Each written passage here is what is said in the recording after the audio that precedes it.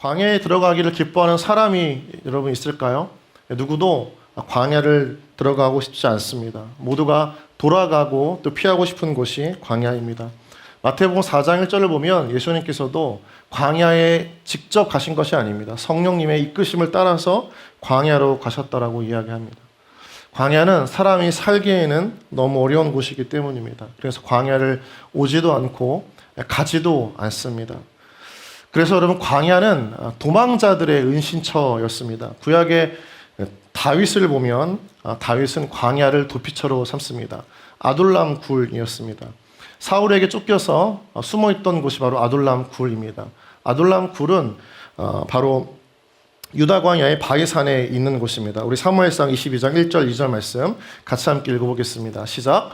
그러므로 다윗이 그곳을 떠나 아둘람 굴로 도망하매 그의 형제와 아버지의 온 집이 듣고 그리로 내려가서 그에게 이르렀고 환난당한 자와 빚진 모든 자와 마음이 원통한 자가 다 그에게로 모였고 그는 그들의 우두머리가 되었는데 그와 함께한 자가 400명가량이었더라.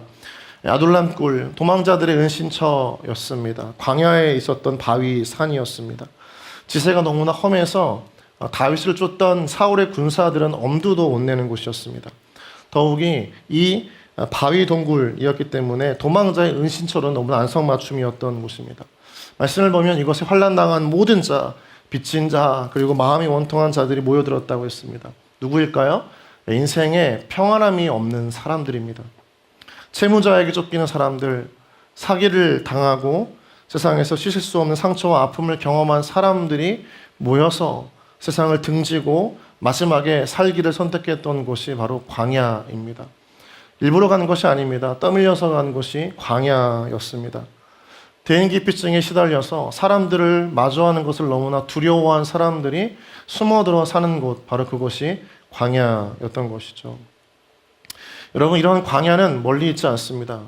현실의 아픔과 고통 속에서 마주할 수 없는 사람들을 피해 살아가는 우리의 시간, 우리의 삶이라면 그것이 바로 광야입니다.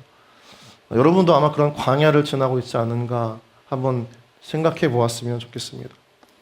오늘 말씀의 주인공인 하갈은 사례를 피해서 광야로 숨어 들어갑니다. 사례가 그를 학대했기 때문이죠. 사례 밑에 있다가는 내가 죽을 수밖에 없을 것 같았기 때문에 광야로 도망갑니다.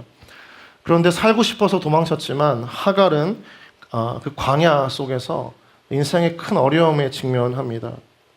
도망자들이 모여서 숨어 있는 곳, 쓰디쓴 인생의 실패를 경험한 사람들이 갈 수밖에 없는 그 쫓겨나는 광야에서 하갈은 어디로 갈지 모르고 방황합니다. 그때 그 광야에서 하갈을 기다린 하나님을 만납니다. 하나님은 그에게 자신을 학대했던 사례에게로 다시 돌아가 복종하라고 하십니다. 사례는 순종하고 다시 아브라함의 집으로 사례의 밑으로 들어가게 됩니다. 이유가 무엇이었을까? 그렇게 피해서 도망쳤던 하갈이 어떻게 다시 사례의 그 밑으로 들어갈 수 있었을까? 피하고 싶었던 그 현실의 삶 속에서 어떻게 다시 그 한가운데로 돌아갈 수 있었을까? 오늘 말씀을 통해서 우리가 피하고 도망치고 싶어하는 현실이 있다면 그곳으로 다시 돌아갈 수 있는 하나님의 메시지를 또 은혜를 얻는 우리 모두가 되어지기를 주님의 이름으로 축복합니다. 아멘. 네, 오늘 본문은 하갈에 대해서 이야기합니다. 하갈은 사례의 여종입니다. 아이를 낳을 수 없었던 사례가 하나님께서 약속하신 믿음의 약속을 기다리지 못하고 아브라함에게 자신의 여종이었던 하갈을 대리모로 들여놓자고 합니다. 이용당했던 것이죠. 우리 말씀 1절과 2절 말씀을 같이 함께 읽도록 하겠습니다. 함께 읽겠습니다. 시작. 아브라함의 아내 사레는 출산하지 못하였고 그에게 한 여종이 있으니 애굽 사람이요 이름은 하갈이라. 사레가 아브라함에게 이르되 여호와께서 내 출산을 허락하지 아니하셨으니 원하건대 내 여종에게 들어가라. 내가 혹 그로 말미암아 자녀를 얻을까 하노라 하매 아브라함이 사레의 말을 들으니라. 아브라함과 사레 모두 실수했습니다. 하나님은 사레를 통해서 믿음의 자손을 남기기를 원하셨는데 아브라함은 사레의 요청을 허용했던 것이죠. 사레도 그 약속을 기다리지 못하고 자신의 여종을 대림으로 이용합니다. 그런데 아브라함과 동침 후에 하갈은 임신을 하게 되죠. 그런 하갈인 자신의 신분과 위치를 망각하게 됩니다. 자신의 주인이었던 사레를 멸시하기 시작했던 거죠. 교만해진 것입니다. 우리 4절과 5절 말씀 같이 함께 읽겠습니다. 시작. 아브라함이 하갈과 동침하였더니 하갈이 임신하매 그가 자기 임신함을 알고 그의 여주인을 멸시한지라. 5절입니다. 사레가 아브라함에게 이르되 내가 받는 모욕은 당신이 받아야 옳도다. 내가 나의 요종을 당신의 품에 두었거늘 그가 자기의 임신함을 알고 나를 멸시하니 당신과 나 사이에 여호와께서 판단하시기를 원하노라. 성경에서 말하는 이 하갈의 교만은 자기 자신을 실제보다 더 높이는 것을 말합니다. 구약에서 교만이라고 하는 그 단어는 히브리어로 가와라고 하는 뜻인데, 가와라고 하는 말인데 높이다라고 하는 말에서 어원에서 유래를 했던 것이죠. 이 단어는 하나님의 말씀을 듣지 않는 백성들을 의미할 때 쓰입니다. 스스로 자신을 높이는 사람들을 의미할 때 교만이라고 하는 단어를 씁니다. 그러니까 교만은 하나님 없이, 하나님의 음성과는 전혀 상관없이, 하나님의 뜻과는 전혀 상관없이 자기의 힘과 자기의 노력으로 자신을 높이며 살아가는 사람들을 뜻할 때, 그 삶의 태도를 지칭할 때 교만하다라고 이야기를 합니다. 하나님의 뜻을 무시하고 내 생각과 내 마음과 내 감정의 뜻대로 움직이는 사람들이 바로 교만한 사람들이라고 하는 거죠. 이 사람들의 특징은 자기 중심성입니다. 하나님으로부터 멀어졌기 때문에 하나님 중심이 아니라 내 중심으로 살아가는 사람들인 것이죠. 그것이 바로 교만입니다. 여러분, C.S. 루이스는 이 교만에 대해서 아주 치명적인 설명을 써놨습니다. 어떤 이야기일까요? 교만에 비하면 다른 죄들은 벼룩에 물린 자국과 같다라고 하는 거죠. 다른 말로 하면 다른 것들은 아무것도 아니라는 거예요. 교만은 너무나 치명적인 영혼의 죄악이라고 이야기를 하는 것입니다. 자신의 연약함을 인정하지 않고 그 위치를 기억하지 않고 자신의 주인이었던 사례를 넘봤던 멸시했던 그 하갈의 마음이 교만이었던 것입니다. 이 교만 때문에 하갈은 잊을 수 없는 고통 가운데 빠지게 되는 것이죠. 사랑하는 우리 청년 여러분 삶 가운데 우리 자신의 연약함을 인정하고 하나님 앞에 은혜를 구하는 주님의 귀한 자녀들, 청년들 되어지길 주님의 이름으로 축복합니다. 하나님보다 높아지기를 원하지 않고 하나님보다 자신을 낮추면서 엎드리는 믿음의 삶을 살아갈 때 하나님께서 우리 가운데 은혜로 채우시는 삶의 은혜가 있을 줄 믿습니다. 교만해졌던 그 하갈은요, 자신의 주인이었던 사례를 멸시하기 시작합니다. 이 본문은 굉장히 특이한 게요, 아브라함 집안의 막장 드라마라고 한다면 바로 그 시작이 오늘의 본문입니다. 누가 진정한 아브라함의 아내인가를 다투고 이 사례와 그의 여종이었던 하갈이 치열한 신경전을 벌였던 곳이 바로 이 16장입니다. 이런 아주 보이지 않는 신경전 속에 집안은 엉망이 되어져 갑니다. 두 여자의 그 싸움이 온 집안을 휘몰아치게 만드는 폭풍 가운데 놓여지게 합니다. 그런데 그 가운데 아브라함은 아무것도 하지 않습니다. 아브라함은 자신이 책임지려고 하지 않습니다. 그래서 아브라함은 하갈을 향한 사례의 학대를 묵인합니다. 그리고 그 학대에 견디지 못했던 하갈은 도망을 치게 됩니다. 6절 말씀 같이 함께 읽겠습니다. 시작. 아브라함이 사라에게 이르되 당신의 여종은 당신의 수중에 있으니 당신의 눈에 좋을 대로 그에게 행하라 하매 사레가 하갈을 학대하였더니 하갈이 사레 앞에서 도망하였더라. 여기서 학대하다라고 하는 단어는 히브리어로 아나라고 하는 단어입니다. 아나. 이 단어가 쓰였던 곳이 어디냐면 출애굽기인데요. 애굽 사람들이 이스라엘을 노예로 삼고 그들에게 아주 막중한 중노동을 강요합니다. 억압합니다. 노예 취급을 하고 사람이 할 수 없는 일들을 끊임없이 맡기면서 짓누릅니다. 괴롭힙니다. 그때 사용되어졌던 단어가 바로 이 아나라고 하는 단어입니다. 그래서 출애굽기 2장 23절을 보면 고된 노동으로 말미암아 부르짖는 소리가 하나님께 상달된지라, 그러니까 이른지라 이렇게 이야기하고 있어요. 그러니까 너무나 괴로웠던 거예요. 사람이 할 수 없는 일입니다. 살 수 없는 환경입니다. 매일 감당할 수 없는 삶의 무게가 짓눌려질 때 그때 부르짖고 하나님 앞에 통곡했던 이스라엘 백성들, 그들을 학대했던 애굽 사람들, 그때의 단어가 바로 이 아나라고 하는 단어죠. 그러니까 다른 말로 하면 사례가 하갈을 얼마나 심하게 학대했는지를 우리 너무나 볼 수 있게 되는 거죠. 이 단어를 보면 하갈을 향한 그 사례의 그 질투심이 얼마나 깊었는지를 볼 수 있습니다. 생각해 보세요, 여러분. 사례가 얼마나 깊게, 얼마나 강하게, 얼마나 세게 하갈을 질투했을지. 임신을 했습니다. 배가 불러갑니다. 그것을 보면서 아마 사례는 하갈을 정말 죽도록 미워했을 것입니다. 눈덩이가 굴러갈 때 점점점 커져가는 것처럼 하갈을 향한 그 질투심이 커져가서 저 여인의 그 아무런 소용이 없음을 끝까지 주장하면서 아마 괴롭혔을 것입니다. 노예처럼 부렸습니다. 여자로 보지 않았습니다. 임산부로 보지 않았습니다. 그 안에 생명이 있는 것도 상관하지 않고 도구 취급을 했습니다. 당장 쓰러져 죽어 마땅한 존재로 여겼습니다. 그런 취급을 받으면서 학대를 감당했던 것이 하갈입니다. 여러분, 여자의 질투심이 이렇게 무섭습니다. 형제 여러분, 자매의 질투심을 시험하지 않기를 주님의 이름으로 축복합니다. 아멘.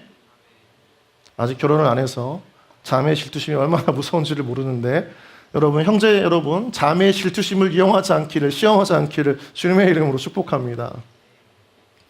한 번의 그 시험 때문에 여러분 죽음을 피할 수가 없을 거예요. 학대받는 하갈 한번 상상해 보세요. 얼마나 비참해졌을까. 아마 누구도 상상하지 못하는 어려움을 겪었을 것입니다. 비록 신분이 종이었습니다. 대리모였고, 그러나 그는 여전히 학대당하고 있습니다. 자신의 위치와 역할을 잃어버리고 사례를 제치고 그 아브라함 집안의 안주인 되려고 했던 자신의 교만이 불러왔던 끔찍한 삶의 현실을 구할 생각을 안 했던 것 같아요. 용서를 할 생각조차 못했던 거죠. 왜요? 사례가 너무나 두려웠기 때문인 것입니다. 엎드려 빌 수 있었지만 그 생각조차 하지 못했던 거죠. 왜요? 사례라고 하는 그 한 인간이 너무나 끔찍한 두려움의 대상이었습니다. 6절을 다시 한번 볼까요? 같이 함께 읽어보겠습니다. 시작. 아브라함이 사라에게 이르되 당신의 여종은 당신의 수중에 있으니 당신의 눈에 좋을 대로 그에게 행하라 하며 사레가 하갈을 학대하였더니 하갈이 사레 앞에서 도망하였더라. 상황이 아닙니다. 누구 앞에서요? 사레 앞에서 도망한 거예요. 사람 앞에서 도망한 거예요. 여러분, 우리가 가장 두려워하는 게 무엇이 있죠? 우리 환경이나 상황이 아닙니다. 사실은 우린 사람을 가장 두려워할 때가 참 많습니다. 무책임했던 아브라함을 원망할 수도 있었어요. 그런데 그런 아브라함보다 종이라고 하는 자신의 신분을 원망하기보다 눈앞에 있는 그 한 사람, 사례를 너무나 무서워했던 것입니다. 저는 목사 안수 받은 10년이 되었습니다. 이제 특수기간 동안 설교하셨던 이창호 목사님이 이야기하셨던 것처럼 부족하고 못난 성격을 가진 사람이 청년들을 또 교회를 섬기는 것은 굉장히 큰 은혜이죠. 그런데 목회를 한 그 짧은 기간 동안에 제가 가장 느꼈던 큰 두려움은 뭐냐면 사람에게서 도망치고 싶다라고 하는 감정을 느낄 때가 참 많았다는 거예요. 사람에게 절망하고 상처받을 때가 참 많았거든요. 그리고 사람에게 배신당할 때도 참 많았습니다. 그것을 넘어서 그게 반복이 되면 제 안에 사람에 대해서 무서워지기 시작했어요. 그래서 도망치고 싶다. 다른 말로 하면 사람을 보고 싶지 않은 거죠. 목회자는 사람을 상대해야 되고 영혼을 상대해야 되는 사람인데 제 마음 가운데 사람을 좀 그만 만나고 싶다. 피하고 싶다. 안 만나고 싶다는 마음이 참 컸을 때가 있었습니다. 여러분도 아마 사람에게서 도망치고 싶을 때가 있지 않나요? 가족에게서 어릴 적부터 나를 괴롭혀왔던 친구 혹은 악몽과도 같은 그 기억의 주인공에서 우리는 도망치고 싶어 할 때가 있습니다. 자신을 학대했던 의붓 아버지, 자식 취급하지 않고 그저 돈 요구했던 부모님, 그만두지 못하는 직장에서 과중한 업무만 떠넘기는 직장의 상사, 그 환경과 그 사람에게서 도망치고 싶다 그런 마음이 들었던 적은 한 번도 없습니까?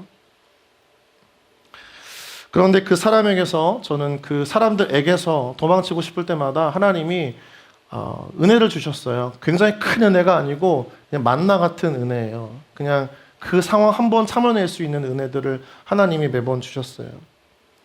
여러분에게도 가슴 아프고 고통스러운 사람, 상대, 관계, 또 환경이 있지만 그 상처와 아픔으로부터 치유하는 하나님 만나와 같은 은혜가 있기를 주님의 이름으로 축복합니다. 우리가 하루하루 살아갈 수 있는 것은 하루하루 주신 하나님의 그 은혜의 만나 때문인 것 같아요. 본문으로 다시 들어와서 하갈은 사라의 학대를 견디지 못하고 도망치죠. 큰 결심을 한 겁니다. 임신한 상태이지만 미련 없이 떠나자. 내가 죽겠다. 도저히 안 되겠다. 이 상황을 피해보자 해서 도망을 갑니다. 모든 사람들이 아마 잠든 사이 야반 도주했을 거예요. 자신의 고향이었던 애굽으로 가려고 했던 것 같습니다. 도망치듯 떠나왔는데 아브라함의 집에 있을 때나 또 그곳을 떠나 있을 때나 하갈의 마음 가운데 드는 것은 여전히 캄캄한 앞길이라고 하는 거죠. 광야로 나오긴 했지만 누가 나를 보호해 줄 수 있는지, 미련 없이 그만두긴 했지만 떠나왔지만 하갈의 입장에서 보면 이 상황 자체가 얼마나 원통하고 비통한지, 정처없이 걷다가 광야 가운데 한 샘을 발견합니다. 막막한 심정으로 그 샘에서, 즉 광야의 오아시스에서 앉아서 자신에게 찾아온 이 절망과 비통의 순간들을 찍고 씹으면서 되돌아봅니다. 그런데 참 놀라운 것은 그때 한 사람이 나타납니다. 우리 16장 7절 말씀인데요. 같이 한번 읽어보기를 원합니다. 함께 읽겠습니다. 시작. 여호와의 사자가 광야의 샘물 곁 곧 술길 샘 곁에서 그를 만나. 여호와의 사자가 광야의 샘물 곁 곧 술길 샘 곁에서 그를 만나 하갈을 만난 것이죠. 영어 성경을 보면 찾았다라고 이야기합니다. found 쓰잖아요. 근데 특별히 7절을 보면 맨 앞에 나와 있는 여호와의 사자는 사실은 여기 앞에 정관사가 있어요. 그러니까 그 여호와의 사자입니다. 그러니까 일반적인 사람이 아니라 특별한 존재라고 하는 거죠. 그래서 많은 신학자들은 이 하갈을 만난 존재, 이 우물에서 하갈을 만나준 존재를 성육신하신 예수님이라고 추측을 합니다. 하나님께서 인간의 몸을 입고 찾아오셔서 그 광야에서 비통과 절망 가운데 빠진 하갈을 만나기 위해 찾아오신 것이죠. 마치 그 사마리아 여인을 주님께서 찾아가셨듯이 말입니다. 여러분, 여종 하나가 없어졌다고 누가 신경 쓸까요? 비록 임신을 하긴 했지만 아브라함도 그를 버린 사람입니다. 사레는 더욱더 하갈이라고 하는 존재가 세상에서 지워지기를 바랬던 인물입니다. 아무도 찾아 나서지 않았습니다. 아브라함도 버렸고 사레는 오히려 잘됐다고 박수를 쳤을 것입니다. 아마 같은 여종들도 이 하갈이 사라진 걸 기뻐했을 거예요. 왜냐하면 더 이상 집안이 소란스러워지지 않아도 되었기 때문입니다. 도망가다 죽어도 누구 하나 거들떠보지 않았던 인물이 바로 하갈의 삶이었던 거죠. 그게 현실이었습니다. 그런 광야를 떠들고 있던 하갈을 찾아오신 그 주님이 바로 하나님이신 것입니다. 너무나 고통스럽고 무거운 삶 가운데 여러분 있다고 절망하지 마십시오. 여러분의 그 비통의 한 자리 가운데 한가운데에 하나님께서 찾아가시는 성령 하나님의 은혜가 있을 줄 믿습니다. 그 하갈에게는 바로 하나님이 그런 분이셨습니다. 찾아와 주시고 살피시는 하나님. 여러분의 하나님은 어떤 분입니까? 여러분은 하나님을 어떻게 만나셨습니까? 여러분이 기억하는 가장 근래의 하나님은 어떤 분이십니까? 하나님께서 이 말씀을 통해 우리 가운데 무엇을 말씀하시고 있는 것일까요?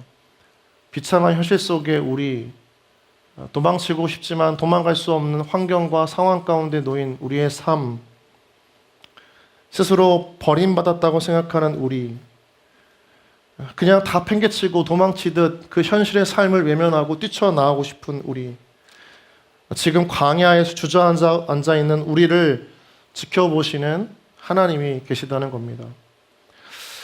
사실 보니까요, 하나님은요, 하갈이 아브라함 집에서 학대를 받을 때부터 지켜보고 계셨어요. 8절을 보면 이렇게 말씀을 하십니다. 16장 8절 말씀 한번 같이 읽겠습니다. 시작. 이르시되 사레의 여종 하갈아, 내가 어디서 왔으며 어디로 가느냐? 그가 이르되 나는 내 여주인 사레를 피하여 도망하나이다. 8절을 보면 하나님께서 하갈을 어떻게 부르시죠? 사레의 여종 하갈아 이렇게 부르세요. 하나님이 모르신 게 아니에요. 지금 낯선 하갈을 만나신 게 아닙니다. 하나님은 하갈이 사레의 밑에서 고난당하고 핍박당하고 멸시받으면서 정말 죽을 것 같이 학대받을 그때에 그를 여전히 지켜보고 계셨습니다. 그런 하나님이 우리의 삶의 한가운데서 계시지 않을까요? 아니요, 계시죠. 여러분이 가장 어려워하고 고통스러워하는 그 삶의 한 자리에서, 삶의 무거운 짐을 지고 있는 그 한 자리에서, 직장에서, 가정에서 하나님은 여러분을 지켜보고 계세요. 우리 옆 사람에게 한번 이렇게 좀 축복할까요? 하나님께서 당신을 지켜보고 계십니다. 시작. 네, 하나님께서 여러분을 지켜보고 계세요. 설명할 필요가 없습니다. 하나님 전 누구누구예요 이렇게 설명하지 않습니다. 하갈은 하나님이 자신을 안다는 것을 정확하게 인식해요. 사레의 여종 하갈아. 그리고 끝나서 그 다음에 하갈에게 질문을 하십니다. 이 대목이 굉장히 중요한데요. 다시 한번 말씀 한번 좀 띄워주시겠습니까? 자, 질문이 뭡니까? 다시 한번요. 다른 말씀인데, 네. 내가 어디서 왔으며 어디로 가느냐? 어디서 와서 어디로 가느냐? 효정자매 어디서 와서 어디로 가느냐? 네, 웃지 마세요. 답을 주셔야 되는데. 어디서 와서 어디로 가느냐? 여러분 이 8절의 말씀이 사실은 하갈의 이 스토리에서는 굉장히 중요한 반전이 있는 그 대목입니다. 잘 기억하셔야 돼요. 가능하면 좀 밑줄을 치셔도 좋습니다. 이 한 문장으로 하갈의 인생은 새로운 국면을 맞이하기 때문입니다. 왜일까요? 하갈 자신은 절대 몰랐던 자신의 인생을 다시 한번 되돌아보게 하시는 하나님의 질문이었기 때문입니다. 여러분, 하갈은 어디에서 왔습니까? 아브라함의 집에서 왔고 사레의 밑에서 왔습니다. 아브라함의 집에 살다가 주인과 싸우고 도망쳐온 사람이 하갈입니다. 당시 고대에서 고대 가나안에서는 종이었던 사람은 공동체 안에 그 주인의 보호를 받게 되어져 있어요. 그런데 그 종이 공동체 그 주인을 떠났다라고 하는 것은 이제 누가 죽여도 아무도 보호해줄 사람이 없는 가장 연약한 존재가 된 것을 의미합니다.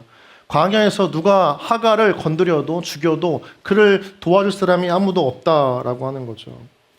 자신의 고향인 애굽으로 가고 싶었지만 그 길조차도 결코 하갈의 안전을 보장해주지 않습니다. 담보해주지 않는 것입니다. 게다가 그곳은 광야의 길입니다.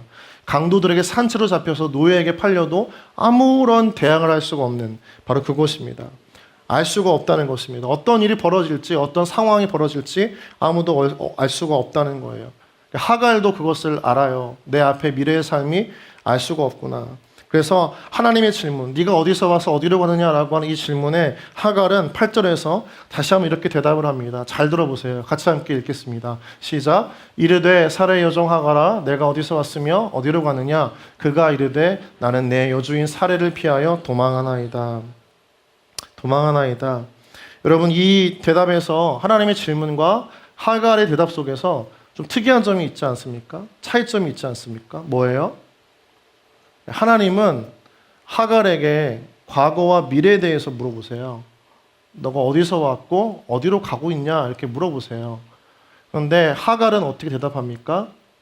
뭐라고 대답하죠? 내 여주인 사레를 피해서 도망했습니다 라고 이야기합니다. 하갈의 답변에는 과거밖에 없어요. 다른 말로 무엇입니까? 자신의 미래에 대해서 생각하지 못했다는 거죠.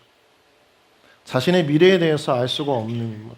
그러나 광야의 길을 걷고 있는 사람, 그게 바로 하갈이라고 하는 겁니다. 자신에게는 다른 말로 하면 미래가 없다라고 생각을 한 하갈인 거죠. 오늘날 많은 청년들에게 물어볼게요. 여러분 물어볼게요. 여러분 어디서 와서 어디로 가고 있습니까? 어디서 와서 어디로 가고 있습니까? 어제 무엇을 했습니까? 내일 무엇을 할 것입니까? 지금까지 여러분의 삶은 어떤 길을 거쳤습니까? 앞으로 어떤 길을 갈 것입니까? 우리는 과거에 대해서는 너무나 잘 알아요. 그리고 많이 이야기할 수 있어요. 과거만 놓고 따지자고 하면 수십 시간 동안 떠들고 이야기할 수 있습니다. 그런데 미래에 대해서는 누구도 이야기하지 못하죠. 확신할 수가 없습니다. 교회를 다닌다고 하는 청년들, 예수님을 믿고 신앙의 삶을 산다라고 하는 청년들도 미래에 대해서 이야기를 물어본다면 막막할 때가 참 많아요. 대부분 많은 이야기를 합니다. 몰라요. 저도 모릅니다. 확신이 없습니다. 알 수가 없습니다. 캄캄하기만 하다고 합니다. 언제까지인지 모르겠습니다, 목사님. 그게 바로 하갈의 심정이라는 거죠. 하갈은 몰랐어요. 뛰쳐나오고 일단 그만두고 미련 없이 떠나고 일단 모르겠으니까 나 살려고 나왔는데 막상 나오긴 했지만 갈 수가 없고 알 수도 없는 것이 자신의 미래였던 것입니다. 더욱이 그가 지금 있는 곳은 광야예요. 길이 없어요. 길이 보이지 않습니다. 길이 있다고 해도 뜨거운 사막의 폭풍에 의해서, 모래폭풍에 의해서 길이 사라지는 것이 광야입니다. 길을 찾으려고 찾을 수가 없는 것이 광야입니다. 하갈의 심정이죠. 하갈의 삶입니다. 우리 이 땅을 살아가는 청년들의 삶이기도 합니다. 하갈은 물어보는 거예요. 그러니까 이 답변 속에는 하나님, 저는 사레의 밑에서 도망했습니다라고 하는 표현은 뭡니까? 하나님, 제가 어디로 가야 할지 모르겠어요. 그런 마음이라는 거죠. 저도 모르겠어요, 주님. 여러분, 하갈의 이 마음을 보면서 이 땅을 살아가는 여러분들의 마음을 엿보게 됩니다. 뛰쳐나오고 싶어서 가족에게서 멀리 떨어져 살고 직장도 무작정 그만두긴 했는데 이런 기도를 하는 거죠. 하나님, 내 앞을 잘 모르겠어요. 이런 선택을 했지만 막상 닥쳐올 미래가 너무나 불안합니다. 두렵습니다. 여러분도 그런 마음이 아닐까요? 하갈도 그런 마음이었던 거죠. 그때 하나님께서 하갈에게 이렇게 말씀을 하세요. 9절 말씀인데요. 같이 한번 우리 큰 목소리로 읽겠습니다. 시작. 여호와의 사자가 그에게 이르되 내 여주인에게로 돌아가서 그 수하에 복종하라. 이해가 안 되는 말씀이죠. 다시 돌아가라니 그곳이 어떤 곳인데, 뛰쳐나온 게 바로 엊그제인데 다시 돌아가라니, 사직서를 내고 뛰쳐나왔는데 다시 돌아가라니, 다 내팽개치고 뛰쳐나왔는데 다시 돌아가라니, 쌍욕을 해대고 아버지 어머니께 욕을 하고 뛰쳐나왔는데 다시 그 가족에게로 돌아가라니. 쳐다보기도 싫은데 생각만 해도 숨이 막히는 그곳인데, 그 사람 앞인데, 지워버리고 싶은 악몽과도 같은 과거였는데 다시 그곳으로 돌아가라니. 그런데 그것만이 아니라 뭐라고 말씀하십니까? 다시 복종하라니.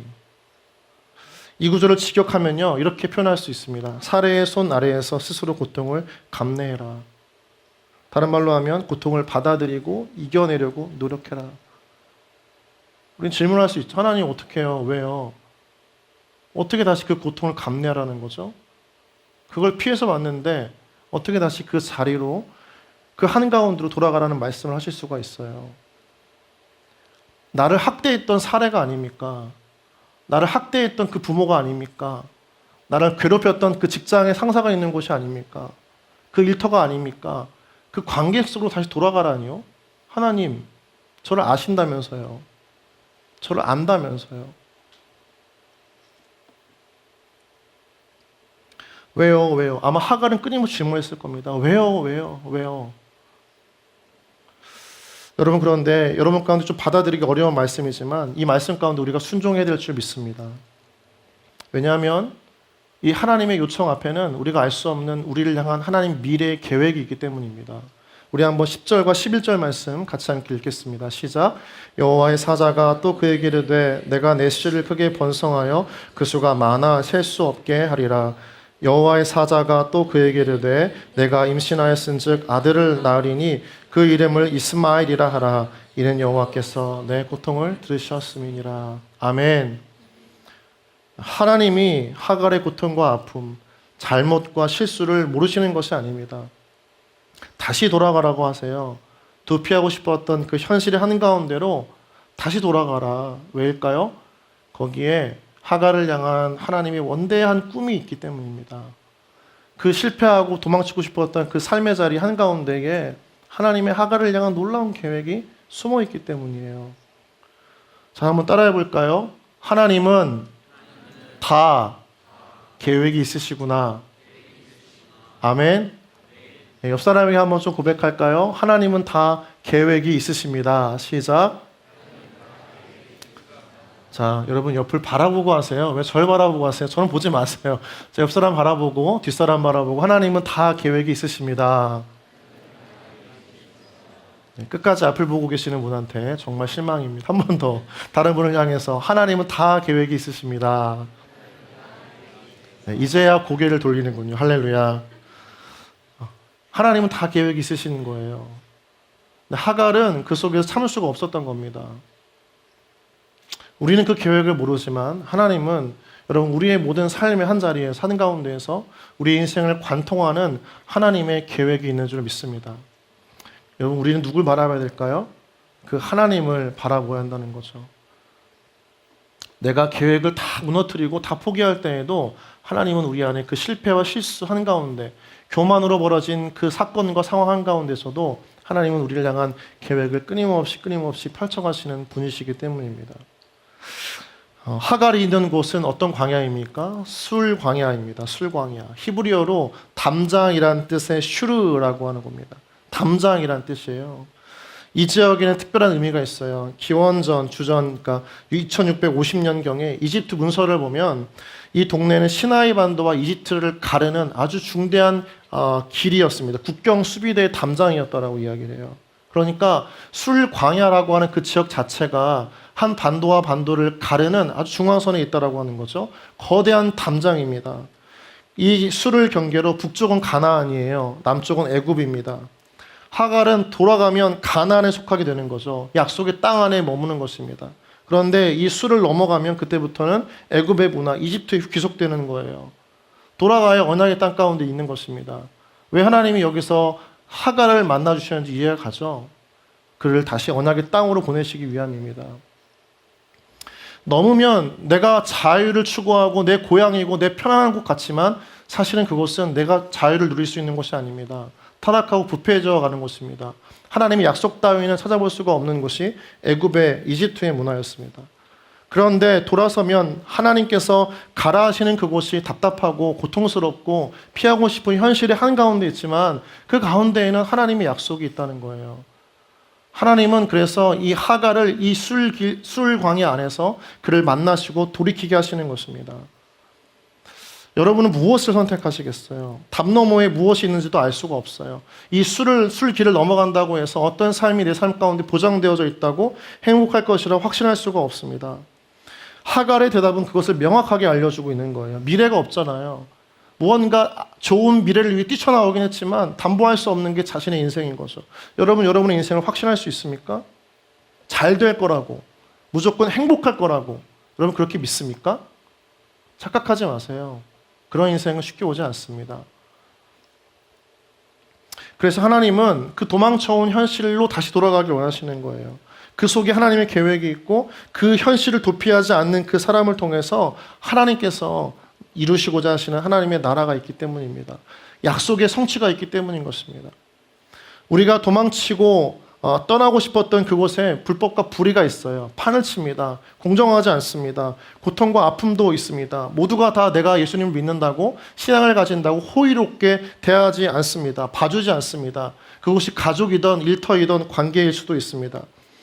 그런데 억압받는 그 삶의 자리를 떠난다면 여러분 다른 말로 하면 누가 그 삶의 자리를 변화시킬 수 있을까요? 누가 그곳을 부패하고 타락해져가는 세상을 하나님의 나라로 만들 수 있을까요? 여러분 하나님께서 우리를 구원하셨습니다. 믿습니까? 그런데 왜 세상에 남겨놓으셨을까요? 왜 세상은 바뀌지 않는데 이 세상 속에 우리를 그냥 그대로 놓아두셨을까요? 당장이라도 우리가 원하는 그 천국으로 우리를 인도하시면 참 좋겠는데 왜 남겨놓으셨을까요? 구원받은 걸로 끝나지 말라는 이야기입니다. 타락하고 부패하고 썩어져가는 이 세상을 바꿀 수 있는 하나님의 사람들이 필요하다는 거예요. 도피하고 싶고 도망치듯 살고 싶은 그곳에서 하나님의 나라를 이루어가는 사람들이 필요하다는 거예요. 세상의 음성이 아니라 내 계획이 아니라 하나님의 약속을 붙잡고 하나님의 음성을 쫓아 그 타락하고 부패한 곳을 정화시키고 변화시켜 나아가는 하나님의 사람이 필요하기 때문인 것입니다.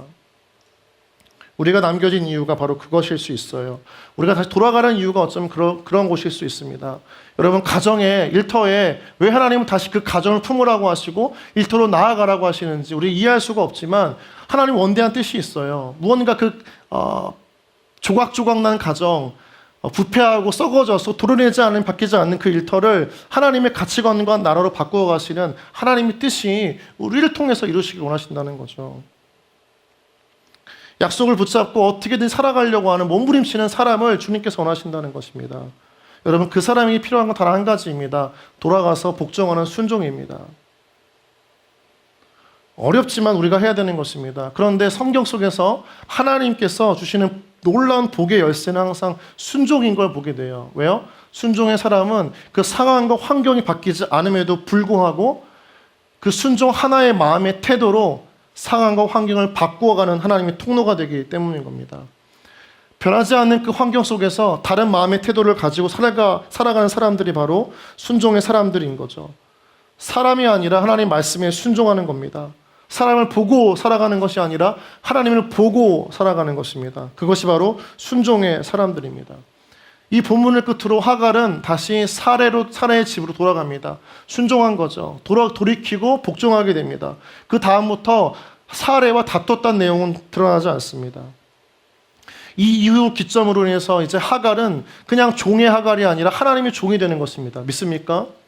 순종하는 사람은 세상의 사람이 아닙니다. 세상의 주인 밑에 있는 사람들이 아닙니다. 비록 신분과 위치는 그럴지 몰라도 그는 하나님의 종이 되는 것입니다. 하나님의 사람이 되는 것입니다. 여러분 그래서 때때로 여러분이 하나님 때문에 세상의 그 비굴함과 불법과 불의가 판치는 그곳에서 내가 버텨낸다고 여러분 스스로 부끄러워하지 마십시오. 마음 안에 하나님의 말씀이 있으면 여러분은 하나님의 뜻을 이루어가고 있는 사람인 줄 믿습니다. 여러분, 하나님께서 우리를 하나님의 사람으로 만드셨습니다. 빛된 존재로 만드셨습니다. 빛과 소금이라고 말씀하셨습니다. 왜요? 세상은 어둡기 때문입니다. 누구도 헌신하지 않기 때문입니다. 여러분, 그래서 우리가 있어야 할 곳은 분명히 정확합니다. 어두운 곳입니다. 썩어져 있는 곳입니다. 당연한 거 아닙니까? 내가 있는 곳이 깨끗하길 바라세요? 온전하길 바라세요? 그렇지 않습니다. 크리스찬이 있는 모든 곳, 하나님의 자녀가 모두 있는 곳은 다 썩어지고 어두운 곳입니다. 그곳을 바꾸라고 하나님이 우리를 그곳에 남겨놓으신 것입니다. 순종하는 자에게는 하나님께서 은혜를 베푸십니다. 미래를 약속하신 것만이 아니라 아들을 낳는다고 말씀하세요. 이스마엘, 하나님께서 너의 고통을 들으셨다는 것입니다. 무작정 몰라 알아서 가라고 우리를 등 떠미시는 게 아니라 다 들으셨으니까 이제 돌아가라고 이야기하십니다. 11절입니다. 같이 읽겠습니다. 시작. 여호와의 사자가 또 그에게 이르되 내가 임신하였은즉 아들을 낳으리니 그 이름을 이스마엘이라 하라. 이는 여호와께서 내 고통을 들으셨음이니라. 아멘. 아직 낳지 않았습니다. 그런데 하나님은 이 하갈에게 아들을 약속하십니다. 그의 가문을, 그의 인생을 일으키시는 하나님의 계획을 말씀하시는 것입니다. 아들은 바로 그 가문에 그런 의미가 있는 것이죠. 미래를 알 수 없던 자신의 인생, 그 하갈에게 찾아오신 하나님은 순종을 요청하십니다. 그리고 미래를 약속하십니다. 순종할 때 주시는 하나님의 복이 있음을 텅 빈 두 손에 쥐어주세요. 마음에 채워주십니다. 생각 속에 넣고 기억하게 하시고 학대받는 그 상황 속에서 끄집어내어 버티고 참아낼 수 있도록 약속을 하십니다. 여러분, 미래를 순종으로 열어가는 여러분 되어지기를 주님의 이름으로 축복합니다. 알 수 없는 여러분의 삶을 살아갈 때 가장 먼저 우리가 가져야 할 삶의 태도는 바로 하나님을 향한 순종임을 믿습니다. 사랑하는 여러분, 그저 고통스럽기만 한 현실이 있을 수 있습니다. 도피하려고 했던 것이 하갈의 실수였습니다. 하갈의 교만함과 그릇된 마음의 태도 때문이었습니다. 그러나 하나님의 은혜는 그런 인간의 실수와 부족함을 덮으시고 채우신다는 거예요. 아브라함에게 버림받았습니다. 도망치듯 쫓겨나왔습니다. 그런데 그런 인생에도 하나님은 찾아와 주시는 겁니다. 무슨 뜻이에요? 실수할 수 있다는 거예요. 도망칠 수 있다는 것입니다. 도피하고 싶은 그 자리를 뛰쳐나올 수 있다는 것입니다. 가족에게서, 일터에서, 내가 정말 마주하기 싫어하는 그 자리에서 하나님이 뜻인 건 알지만 너무나 버티기 어려워서 나올 수 있다는 것입니다. 그걸 가지고 뭐라 하시는 하나님이 아니세요. 왜 뛰쳐나왔어? 왜? 신앙이 그따위야 라고 이야기하시는 분이 아니라는 겁니다. 다시 돌아가자라고 이야기하시는 거예요. 그것을 알려주시려고 광야를 헤매고 있었던 하갈을 찾아오시는 것입니다. 그 우물 곁에서 만나주시는 겁니다. 내일을 향해 불안해하고 답답해하는 그 하갈에게 자신의 미래를 알 수 없다라고 여기고 미래가 없다라고 생각했던, 단정짓고 그렇게 결정했던 자신의 삶에 찾아오셔서 너에겐 미래가 있다라고 이야기를 하시는 거예요. 다시 돌아가. 그리고 다시 그 속에서 주어진 삶을 살아가. 그 속에 네가 이루어야 할 나의 약속이 있다. 너의 삶을 향한 내 미래의 계획들이 있다는 거예요. 여러분, 우리가 돌아갈 곳이 녹록치 않습니다. 살아갈 그 삶의 자리가 너무나 쉽지 않습니다. 마주하고 싶지 않고 피하고 싶어하는 그 자리일 수 있습니다. 여러분, 그러나 그곳에 우리를 향한 하나님의 뜻이 있음을 믿습니다. 그리고 그 뜻이 그곳에 돌아가서 주어진 삶을 힘있게 감당하는 하나님의 청년들을 통해서 이루어 주실 줄 믿습니다. 누구나 한 번쯤 다 도피할 수 있어요. 누구나 한 번쯤 다 뛰쳐나올 수 있습니다. 청년들의 삶이 어렵습니다. 어떤 청년들은 온 가족의 경제적인 짐을 다 짊어지고 있어요. 열심히 벌어가지고 빚 갚아야 돼요. 내 빚이 아니에요. 부모님 빚이에요. 그것을 갚아나가면서 자신의 미래가 없다고 생각합니다. 어떻게 갚지? 부모님이 원망스럽습니다. 그런데 해야 돼요. 왜요? 그게 지금 내가 해야 할 일이기 때문일 수 있는 것이죠. 자신을 때리고 사랑하지 않는, 폭행하는 그 부모님 밑으로 들어가서 다시 사랑을 실천해야 될 수도 있습니다. 너무 어려워요. 그런데 가라는 거예요. 왜요? 그 깨어진 가정 속에서 그냥 살다가 뛰쳐나오면 여전히 그 인생 가운데에서 회복하기 어려운 거예요. 사람을 미워하는 마음이 그대로 남아있는 거예요. 죽이고 싶은 그 원한의 감정을 회복할 수가 없는 거예요. 하나님 다시 돌아가라고 이야기하시는 거예요. 직장에서 매일매일 과중한 업무로 밤 늦게까지 야근한 청년들이 참 많습니다. 내일도 아닌데 나에게 맡겨진 일을 하느라고 고생하는 청년들이 참 많습니다. 정말 이상한 직장 상사를 만나서 괴롭힘 당하는 청년들도 참 많습니다. 왜 일을 해야 되는지를 모를 때도 참 많습니다. 근데 하나님 이상하게 그 자리를 떠나지 말라고 하세요. 좀 네가 그 자리에 있어주면 안 되겠니? 그 자리를 좀 네가 바꿔주면 안 되겠니? 그 일터와 가정을, 그 삶을 다 들으시는 하나님께서 우리 인생을 향한 변화의 뜻을 갖고 계신데 조금만 더 기다려주면 안 되겠니? 그게 하갈을 향한 하나님의 마음이고 이 시대에 살아가는 우리 청년들의 하나님인 줄 믿습니다. 자신의 인생을 도우시고 살피시는 하나님이 있음을 믿습니다, 여러분. 그래서 그 하나님 때문에 다시 현실의 삶으로 돌아갈 힘을 얻는 거죠. 13절, 14절 말씀인데요. 같이 함께 읽겠습니다. 시작. 하갈이 자기에게 이르신 여호와의 이름을 나를 살피시는 하나님이라 하였으니 이는 내가 어떻게 여기서 나를 살피시는 하나님을 배웠는가 하미라. 나를 살피시는 하나님이라 하였으니 이는 내가 어떻게 여기서 나를 살피시는 하나님을 배웠는가. 내가 어떻게 살 수 있겠냐. 그런데 나를 살피시는 하나님을 내가 배웠다. 내 앞이 너무나 막막하지만 나를 살피시는 하나님. 하갈이 만난 하나님은 광야에서 자신을 살피시는 하나님이셨습니다. 그냥 홀로 무작정 알아서 살아라 내팽개치는 그런 부모님이 아니었습니다. 그런 친구가 아니었습니다. 나 살기 바쁘니까 힘드니까 너가 알아서 살아. 도망치듯 마음대로 살아. 네가 하고 싶은 대로 가. 그냥 내버려두는 하나님이 아니셨습니다. 그가 고통당하는 그 순간 현실의 그 아픔 한가운데서도 그를 이미 지켜보시고 살피시는 하나님이셨습니다. 광야를 헤매고 있던 하갈에게 찾아오셨던 하나님이셨습니다. 히브리어로 엘로이, 보시는 하나님이라는 뜻이에요. 보시는 하나님. 하갈은 깨달았던 겁니다. 하나님, 내가 학대받는 것들을 다 보고 계셨군요. 내가 고통당하는 것들을 다 보고 계셨군요. 누구에게도 말할 수 없었던 내 상황을 다 알고 계셨군요. 하나님이 보고 계시다는 것을 저는 몰랐습니다. 하나님은 다 알고 계셨군요. 그리고 그 광야의 오아시스에서 이름을 짓습니다. 브엘라엘로이, 나에게 나타나신 살아계신 하나님. 여러분, 말씀을 맺겠습니다. 사랑하는 청년 여러분, 여러분 현실 속에서 하나님이 보이지 않으세요? 그렇죠, 보이지 않습니다. 너무 어렵습니다. 그래서 우리는 뛰쳐나가잖아요. 그런데 아닙니다. 하나님은 살아계세요. 그리고 지금도 우리를 지켜보고 계세요. 그 하나님을 하갈이 고백합니다. 여러분, 성경에서 하나님을 가장 깊게 만나고 경험하고 하나님이 어떤 분이다라고 고백한 사람이 누군지 아세요? 모리아산에서 자신의 아들 이삭을 바친 아브라함이 아닙니다. 여호와 이레라고 이야기하잖아요. 그 이름이 아닙니다. 그가 먼저가 아닙니다. 요셉도 먼저가 아니고 야곱도 이삭도 아닙니다. 가장 먼저 하나님을 경험하고 하나님은 이런 분이시군요 라고 고백한 사람이 이 16장의 하갈입니다. 나를 살피시는 하나님. 이방 여인이었습니다. 종이었습니다. 그러나 하나님 앞에 순종하고 그 피할 수밖에 없었던, 도망치듯 나왔던 현실의 삶으로 다시 들어가는 그 하갈. 여러분, 하나님께서 그 하갈과 함께 하시지 않으셨을까요? 아닙니다. 그에게 훗날 이스마엘이라고 하는 아들을 낳게 하시고 그 아들을 통해서 한 민족을 이루게 하시는 하나님의 은혜를 주십니다. 여러분, 그 은혜가 우리 가운데에도 있을 줄 믿습니다. 현실 속에서 도망치듯 떠나고 싶은 삶의 자리가 여러분 있습니까? 그 삶의 자리에서 잠시 도망치듯 떠나올 수 있습니다. 그런데 여러분, 다시 돌아가야 됩니다. 그곳에 여러분을 향한 하나님의 약속이 있다고 말씀하시는 거예요. 순종하세요. 순종하는 이의 삶의 태도가 달라집니다. 그 사람이 환경을 변화시키고 관계를 변화시킵니다. 광야를 도망치듯 나와도 괜찮습니다. 그럴 수 있어요. 그 광야의 우물가에 살아계신 하나님께서 우리를 만나주시고 그분의 말씀 앞에 다시 한번 순종함으로 돌아가면 되는 겁니다. 늦지 않았습니다. 다시 하나님의 말씀에 순종함으로 내 삶의 한 자락 가운데에서 여러분 피하고 싶어하는 그 자리에서 하나님의 나라를 만들어가는 여러분 되어지기를 주님의 이름으로 축복합니다.